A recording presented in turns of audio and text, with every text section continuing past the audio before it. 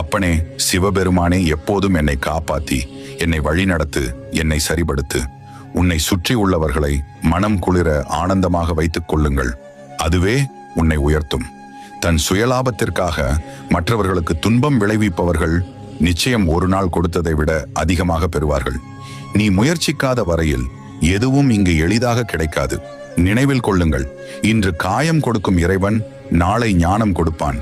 ஆகையால் அவன் போக்கில் விட்டு விடுங்கள். உனது பொறுமை எவ்வளவு பெரியதாக இருக்கிறதோ அந்த அளவிற்கு உயர்ந்த இடத்தை அடைவாய்.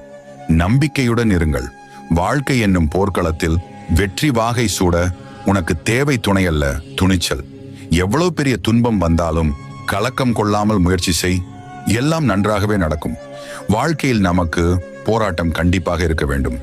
ஏனெனில் அது நம் எதிர்காலத்திற்கான சிறந்த வழியை ஏற்படுத்தி கொடுக்கும். உனக்கானது என்று படைக்கப்பட்டிருந்தால் அது உன்னை விட்டு சிறிது காலம்